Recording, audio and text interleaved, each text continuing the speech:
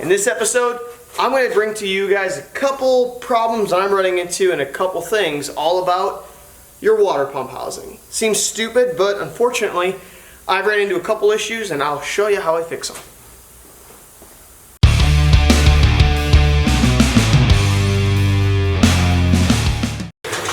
Alright, so let me adjust that. There we go. So, in this episode, I'm going to quickly break down some of the differences between some of these big block Mopar water pump housings. Mainly, there's two. I'm going to talk about three. There's a third one you can buy that's different than the two main ones I'm going to break down. Both of these can be found both cast iron from the factory, or you have aluminum base. I kind of break down each of those. Only examples I have right now are the cast iron ones. So this is going to be your stock style one for a up to a 73, 72 and before. We'll use this for the 440s. So it's going to be a driver's side exit. And I ended up trying to run this with a Mopar water pump, electric water pump. Literally just your standard stock one. The big difference between this and the one I'm going to have to switch to is passenger style, or the passenger dump and the driver dump.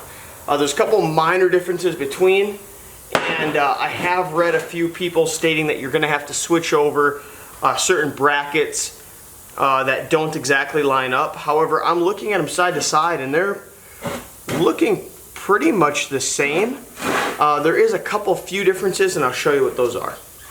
So these are the two sides both connected. This is going to be the driver sides touching.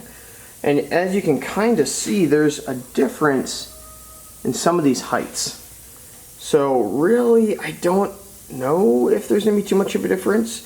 So obviously, this is top, this is bottom, but these are the same on both. And the height is different on both. Not by a ton, so hopefully I can get it to work.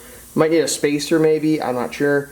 And then obviously you have the upper bolt here and the upper bolt here, which seem to be different as well. So this one on the 73 Plus is higher than the 72 and before. So that was the real big thing that I noticed that's going to be different.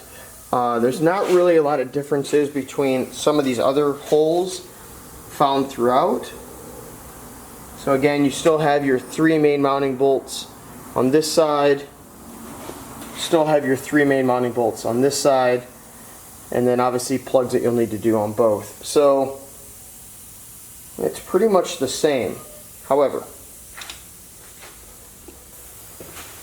now for the water pump housings themselves, they seem to be pretty much standardized. However, the big thing is that there's a couple places online you can buy aluminum or different versions of these ProFlow, things like that. There's a few people that have broken down, bought each one, and then did a breakdown on what the differences were between each of these.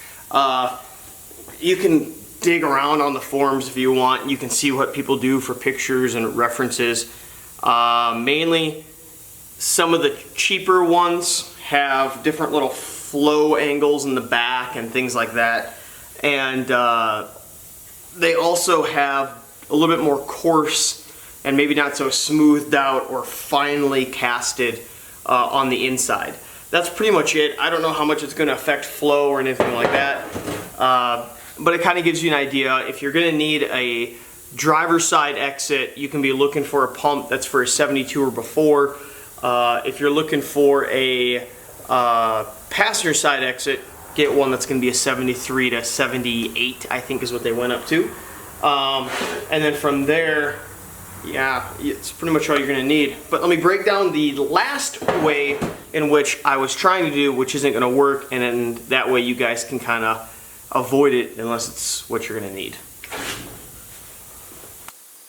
And I present to you the Mopar water pump housing. So the big issue that I'm going to have with this is there's no mounting brackets for either the alternator or power steering. So all your mounting bolts on the side over here, nothing's gonna match up. You're gonna have to custom make brackets on everything.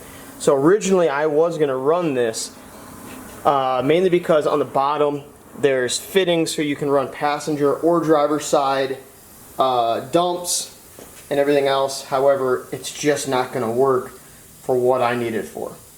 Alright, so obviously there's a good couple pros to running something like the Mopar water pump if you don't need everything else. However, I do need power steering. I don't want to have to custom fabricate a bracket for my alternator. It's just not the time that I want to spend on the car. I'd rather spend it on other things. So I'm going to switch back over to a stock housing and go from there. So if you guys want, tag along with me. I'm going to get that changed out, swap everything I need from my 72 one before over to my 73 Plus, and then get my 73 Plus mounted on the car. So let's knock that out quick.